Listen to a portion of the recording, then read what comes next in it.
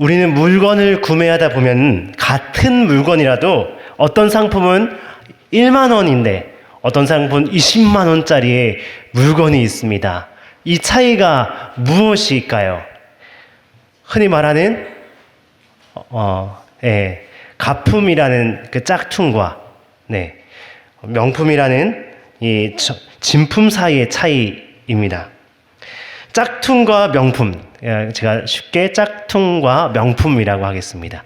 짝퉁과 명품은 그 사람 만든 사람, 어떤 사람이 만들었냐, 또 재료가 무엇이냐, 또 기술이 어떻게 기술을 하냐, 또 만든 회사가 어디냐, 이런 것 등에 따라서 또 아주 가격이 달라지죠. 명품이 되는 것입니다. 이 명품과 짝퉁을 구분하는 방법이 있다는데, 비울 때 여러분 어떻게 하면 명품이죠?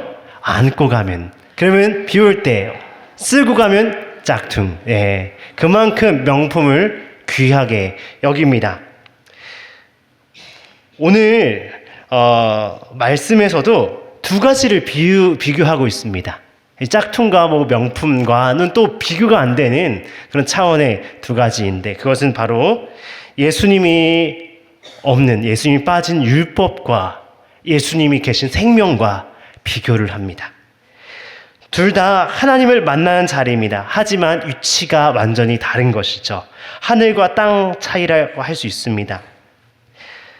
그에게 예수님이 있다는 것은 세상 무엇과 비교할 수 없는 그 분과 만나서 명품과 같은 분과 결혼했다는 것, 그런 것입니다. 하지만 짝퉁들의 소리와 소문과 이런 것에 의해서 짝퉁 애인이 그리워지고, 그래서 다시 짝퉁 애인을 만나볼까 결혼했는데, 그런 다음에 어떻게 될까요? 그러면 그 관계는 큰일 날 수밖에 없는 것이죠. 이 엉뚱하고 어리석은 선택을 하는 자들이 오늘 나옵니다. 그 사람들은 오늘 히브리서 수신자들인데, 이 초대교회 성도들, 그 사람들은 유대교의 회유와 박해에 의하여서 믿음을 저버리려고 합니다. 이런 사람들을 향해서 이 믿는 것이 실체가 무엇인지 오늘 저자는 말하고 있습니다. 믿음을 부인한다는 것이 그래서 얼마나 큰 손해인지 말하고 있습니다. 이 수신자들에게 가장 큰 유혹거리는 바로 유대교의 율법과 전통을 따르고자 하는 것이에요. 왜 그렇게 유대교와 율법을 그렇게 그들은 따르고 싶어 했을까요? 따르길 원하는 마음이 생겼을까요? 그게 더 쉬웠고 예수 따르는 것이 더 어려울까요? 이것은 쉽게 눈에 보이는 것, 눈에 보이지 않는 것, 이렇게도 말할 수 있습니다. 유대교들 보면은, 유대인 그리스도인들을 보면은 자기 친구들, 친척들 다 유대교죠. 자기 자라나왔던 환경은 다 유대교입니다. 그리고 로마 제국에서도 유대교가 안정되었지. 그리고 그들의 삶이 너무 안락하고 좋은 거죠. 또한 더 무엇보다 보이는 예식과 율법이 있습니다. 종교 형식은 이렇게 사람들을 쉽게 이렇게 안정감을 줄 수 있어요. 중세 카톨릭에서도 그렇죠. 미사로부터 시작해서 그 성상 숭배, 마리아 숭배, 교황 숭배, 더 나아가서 연옥설, 더 나아가서 면죄부 판매, 쭉 이어나가면서 형식이 눈에 보이는 것에 안정감을 쉽게 우리 인간은 누리게 됩니다. 종교적 형식도 그렇고요. 이런 것이 이 유대교의 유혹거리였습니다. 그런데 예수님 따르는 것은 보이지 않는 것이거든요. 현실이 아주 초라하고 힘들었습니다. 오늘 이를 비유의 그 모습이 바로 시내산과 시온산입니다. 시내산과 시온산으로 비교해서 말합니다. 유대교의 율법이 있는 삶을 가리켜 시내산이다. 그리고 예수 따르는 삶을 가리켜 시온산이다 라고 말합니다. 여러분, 시내산은 어떤 산입니까? 구약시대 출애굽 당시에 이스라엘 백성들이 처음 하나님과 언약의 관계를 맺었던 곳이 시내산입니다. 그 장소는 두려움의 장소였습니다. 하지만 시온산은 영광의 장소였습니다. 예수님으로 인해서 하나님의 기업을 얻게 된 장소입니다. 시내산과 시온산 둘 다 하나님께서 임하신 장소였습니다. 그렇다면 시내산과 시온산 다른 하나님이 오신 것인가요? 아닙니다. 같은 하나님이십니다. 같이 엄위하시고 완전하시고 그리고 두려우신 위엄이 있으신 분, 그런 하나님이 오신 것입니다. 오늘 말씀의 18절부터 21절까지의 말씀은 먼저 시내산의 경험을 먼저 말합니다. 시내산. 우리 18절부터 19절까지 말씀을 같이 한번 읽어볼까요? 준비 시작. 너희는 만질 수 있고 불이 붙는 산과 침침함과 흑암과 폭풍과 나팔 소리와 말하는 소리가 있는 곳에 이른 것이 아니라 그 소리를 듣는 자들은 더 말씀하지. 아멘. 출애굽기 19장의 이 말씀을 여기 인용해서 나온 것입니다. 출애굽기 19장. 19장에서는 처음에 시내산 올라갈 때 이 십계명을 받기 위해 모세가 올라갔을 때 그 시내산의 광경을 묘사해 줍니다. 그때 산에는 불이 붙었습니다. 불이 임하였습니다. 그리고 천둥과 번개가 우르릉쾅쾅 임하였습니다. 얼마나 두려웠겠습니까? 그리고 땅이 흔들리는 거예요. 지진이 나는 것입니다. 그리고 온 천지에 나팔 소리가 나는 것입니다. 사람들은 두려웠습니다. 하나님이 임하신 것입니다. 그 광경을 본 사람들은 모세에게 하나님이 말씀하지 말으시기 구했습니다. 왜 그렇습니까? 하나님 말씀하긴 걸 듣기 싫어서 그렇습니까? 아니죠. 하나님이 가까이 오시는 것이 너무도 엄청난 것이기 때문이었습니다. 그래서 20절 말씀은 이렇게 말합니다. 이는 짐승이라도 그 산에 들어가면 돌로 침을 당하리라 하신 명령을 그들이 견디지 못함이라. 짐승이라도 라고 합니다. 짐승이라도 거기 가면은 돌로 침을 당할 것인, 하물며 사람이 가면은, 인간이 가면은 엄청난 진노, 하나님의 거룩한 위엄 앞에 큰일 나는 것입니다. 우리는 엄청난 위험 있는 광경 앞에 두려움을 느낄 때가 있습니다. 하지만 모든 것의 상대가 되지 않는 엄청난 광경을 목도한다는, 바로 하나님이 가까이 오신 거예요. 하나님이란 분이 바로 그런 분이십니다. 엄청난 하나님의 위험을 나중에 볼 텐데 그 위험 앞에 세상의 잡다한 위험들은 사라지고 마는 것이죠. 산에 들어간 사람은 이렇게 말하죠. 그 신의 산에 들어간 사람은 손 대지 말고 돌로 쳐 죽여라 라고 말했습니다. 이처럼 하나님은 거룩하셨습니다. 인간과는 달리. 그래서 모세와 아론만 그 신의 산에 올라가셨습니다.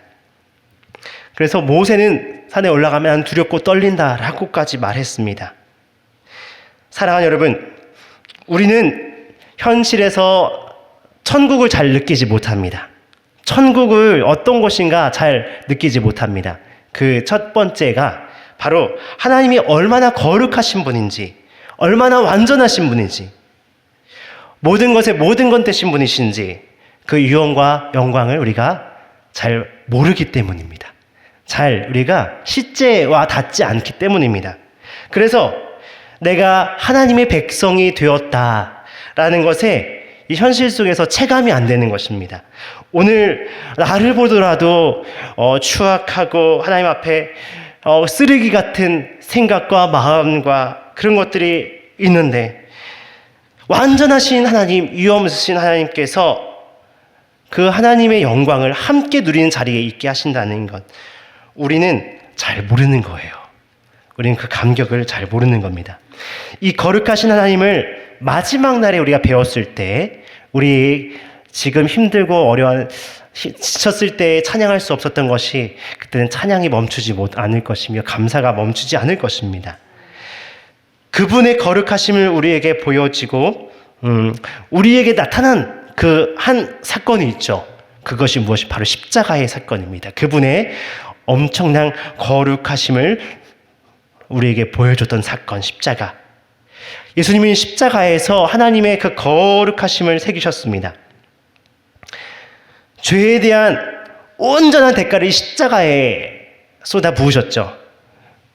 이 예수님 안에 있지 않는 자들은 결국에는 마지막 날에 이 하나님의 엄청난 진노 가운데 있게 된다는 것입니다. 그래서 이 신의 산은 이렇게 하나님과의 만남의 자리였는데 그냥 벌거벗은 것처럼 만난 것처럼 두려움의 자리였습니다. 이번에는 시내산과 대조적으로 시온산의 모습을 묘사해 줍니다. 시온산도 하나님이 계신 도성입니다. 이 시온산은 믿는 자들이 궁극적으로 가게 될 최종 궁극적인 목적지입니다. 이 수신자들은 예수님을 외면하고 유대교의 전통을 따르고 율법을 따르면서 시내산에 머무는 처사를 보이는데 이것은 얼마나 어리석은 것인지, 하나님의 은혜를 얼마나 잊은 것인지 알게 되는 것이죠. 사랑하는 여러분, 우리의 자리가 완전히 바뀌었습니다. 과거에는 죄의 종이었습니다. 하지만 그래서 하나님께 나아갈 수 없었습니다. 하지만 이제는 예수님의 은혜로, 예수님 오심으로 하나님 앞에 담대히 나가게 되었습니다. 여러분, 우리가 기도하는 그 자리가 그냥 있다고 생각하지 마시기 바랍니다. 영광의 자리인 것입니다. 그리스도로 옷 입음을 통하여서 차원이 다른 자리에 있게 된 거예요. 그래서 우리는 기도의 시간, 예배의 시간, 우리 잡다한 생각과 대충 그 시간을 보내는 것이 우리를 불러주신 그 완전하신 하나님의 그 은혜 앞에 얼마나 그것을 잊어버리는 것인지, 하나님의 존재됨 앞에 서 있는 존재됨 앞에 얼마나 우리는 그것을 잊고 하는 처사인지 우리는 기억해야 합니다. 본문 22절부터 24절까지 말씀에서는 다양한 표현으로 이 시온산에 대해서 묘사합니다. 우리 함께 22절 말씀 같이 읽어보시겠습니다. 22절입니다. 시작. 그러나 너희가 이른 곳은 시온산과 살아계신 하나님의 도성인 하늘의 예루살렘과 천만 천사와, 저자가 여기서 그러나라고 시작합니다. 시내산에 있던 자들 과거에 있었지만 그러나 너희는 어디에 있냐라는 것입니다. 지금 너희는 시내산에 서서 두려워 벌벌 떨 필요가 없다라는 것입니다. 너희들이 있는 곳은 시온산이다라는 것입니다. 성경에서는 시온산에 대해서 많이 성경이 나옵니다. 시온에 대해서 특별히 많이 나오는 것은 다윗 왕 때의 기록이에요. 다윗 왕의 시편에서는 시온이 많이 나옵니다. 시온. 그곳은 시온이란 첫 번째로 그곳은 예루살렘의 언덕에 위치한 거예요. 다윗이 예루살렘을 정복하고 예루살렘을 수도로 삼습니다. 그리고 언약궤를 그곳에 모셨죠. 성전이 세워졌습니다. 나중에. 근데 그 산이 바로 시온산입니다. 시온산은 다윗 왕조 이래에 하나님이 그곳에 계시겠다고 하는 그곳입니다. 하나님이 계신 곳입니다. 그리고 성전이 지어지고 나중에 예루살렘 성 전체가 이 시온을 말합니다. 시온. 선지자 시대로 넘어가면은 시온이란 말은 하나님의 구원이 이루어지는 곳이었습니다.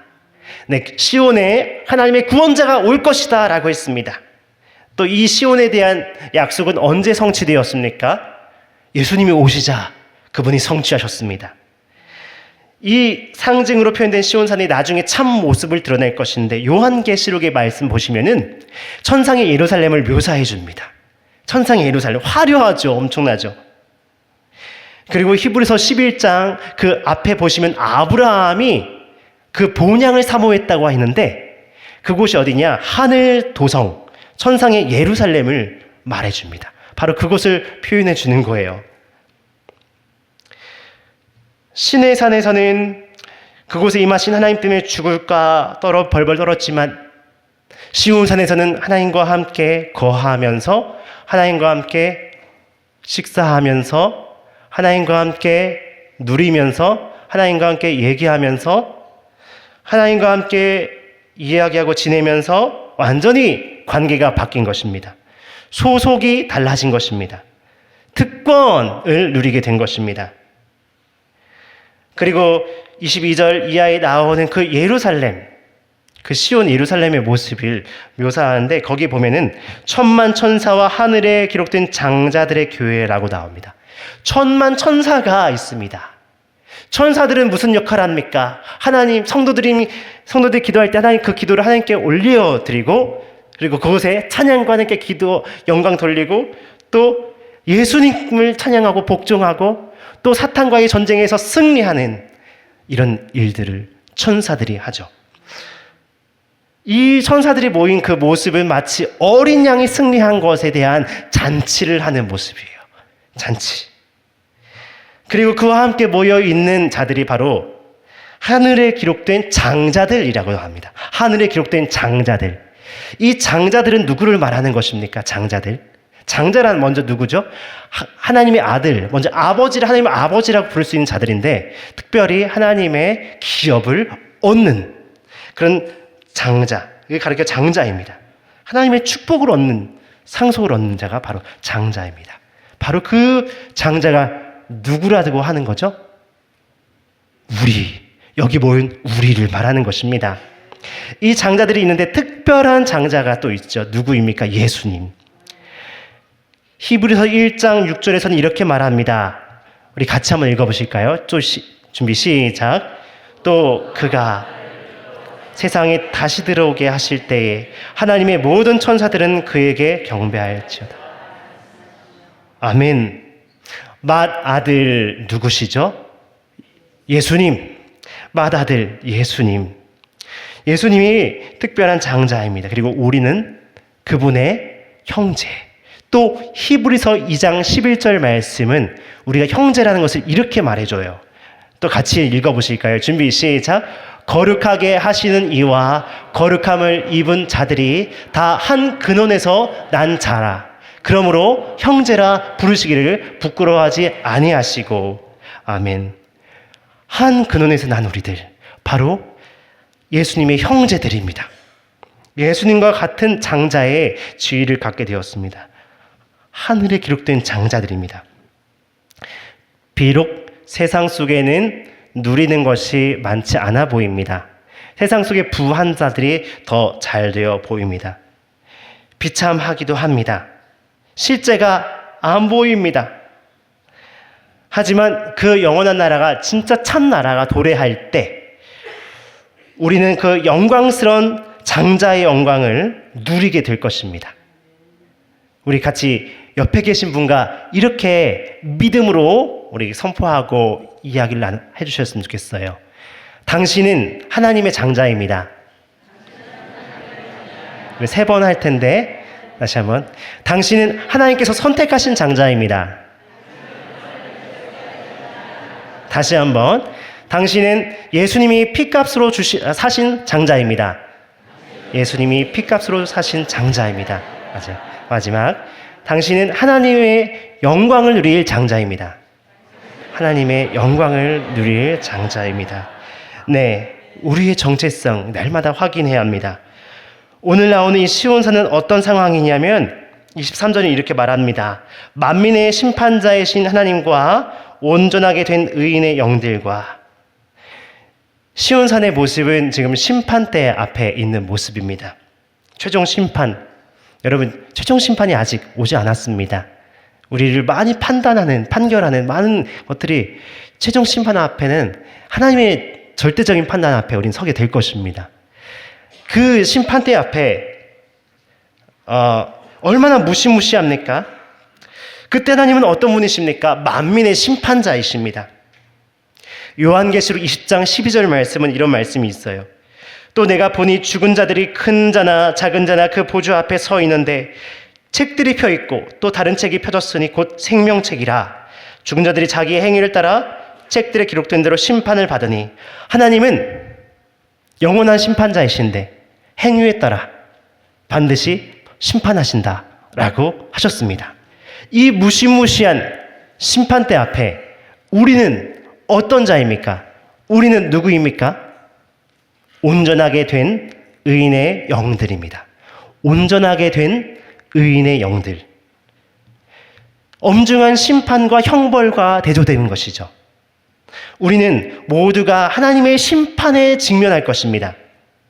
하지만 형벌이 아니라 하나님의 특권을 누리게 될 것입니다. 어떻게 그렇게 될 것이죠? 마지막으로 하나님의 백성이 이런 것에 대한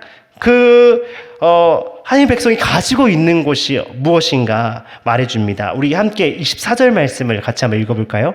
24절 말씀입니다. 준비 시작. 새 언약의 중보자이신 예수와 및 아벨의 피보다 더 나은 것을 말하는 피니라. 아멘. 뿌린 피니라. 네. 우리는 하나님과 언약 가운데 맺어진 관계입니다. 그 중심에는 누가 계십니까? 예수님이 계십니다. 그분은 우리의 중보자가 되시기 위해서 어떻게 하셨습니까? 아벨의 피보다 더 나은 것을 말하는 피를 뿌리셨습니다. 아벨의 피는 의인의 피였습니다. 의인의 피의 대표였습니다. 창세기는 이렇게 말하죠. 창세기에는 가인이 아벨을 죽입니다. 하나님께서는 이 가인에게 오셔서 말씀하십니다. 너 아우의 피소리가 땅에서 내게 호소한다. 뭐라고 호소합니까? 나 정말 의롭게 살려고 했는데 억울하게 죽임당했다라고 하나님께 호소한다는 것입니다.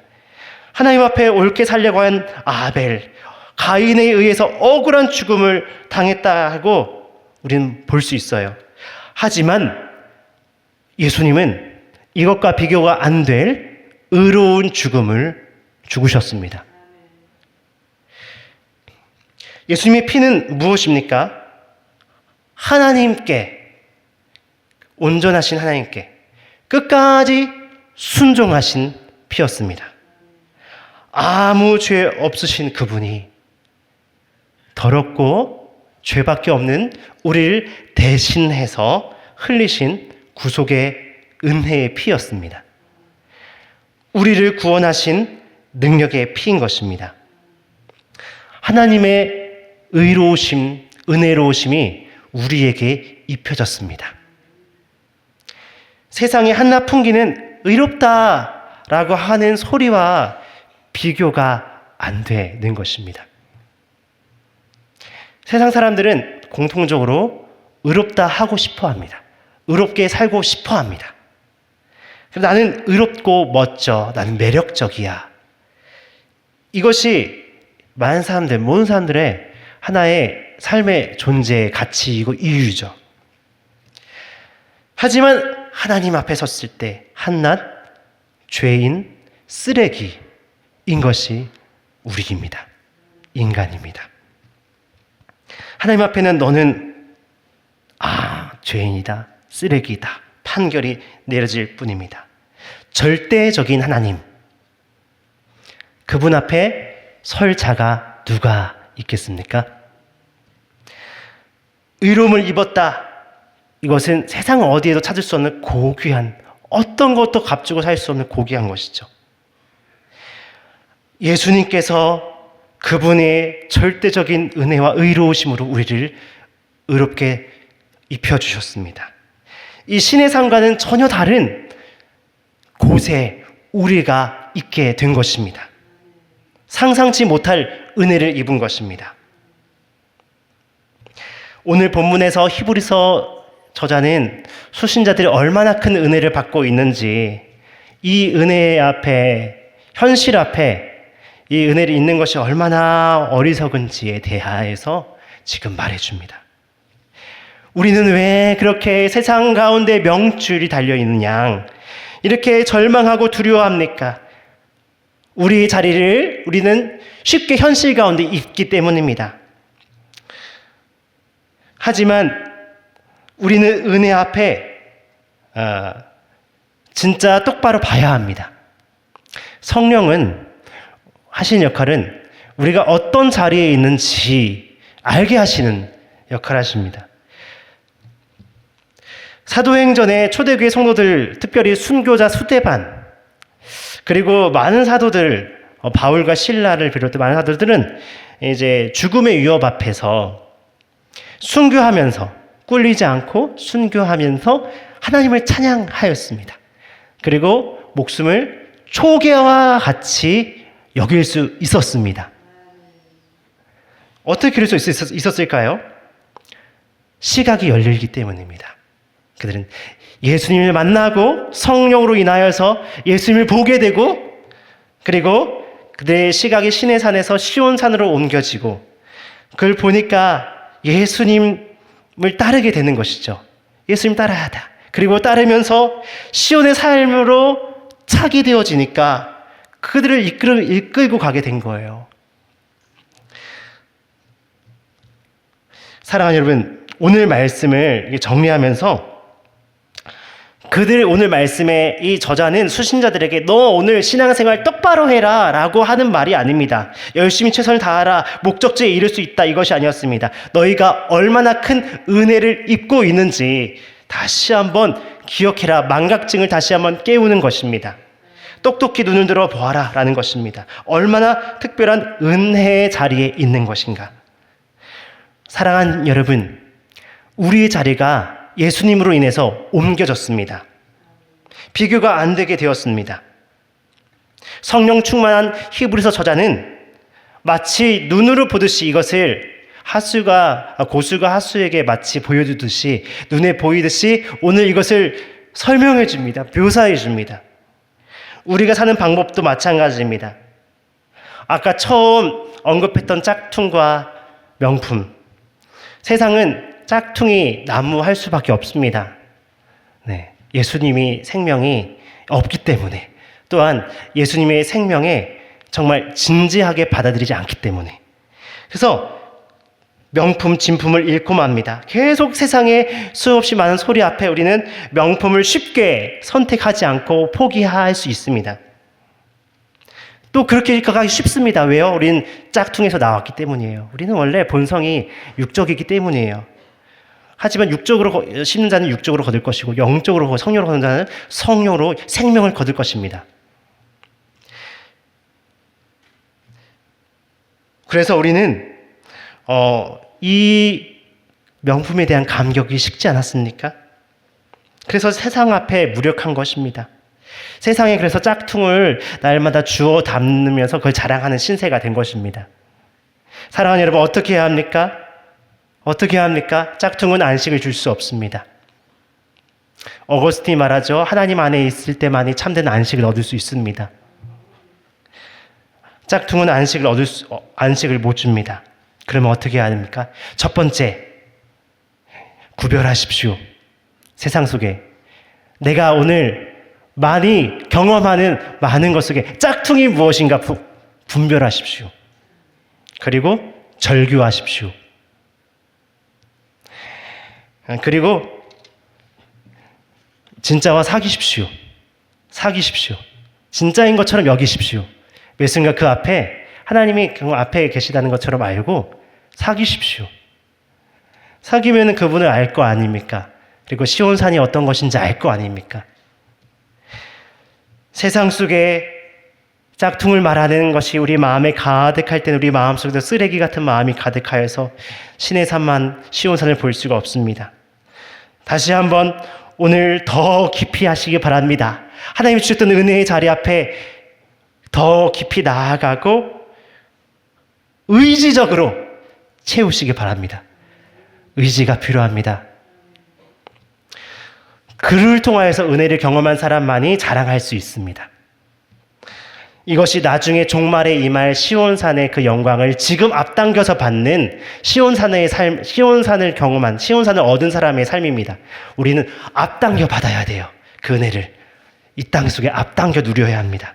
이것이 바로 선택받은 우리가 살아가는 방법입니다. 이렇게 할 때 세상의 박해와 세상의 부족함이 커 보이지 않을 것입니다. 오늘 하나님이 찾아오신 첫날, 그 첫날 우리는 가릴 것 없어서 두려워 벌벌 떨었지만 다시 찾아오신 그분은 우리를 위해서 모든 걸 주셨습니다. 우리를 위해서 우리는 신실함이 이렇지만 신실하신 사랑으로 그 사랑을 증명해 보이시고 지금도 붙들고 계십니다. 날마다 가는 길에 우리의 시선을 픽스온 예수님께 고정하여서 그 사랑에 의지해서 살아가는 저와 여러분 되시길 주의 이름으로 축원드립니다.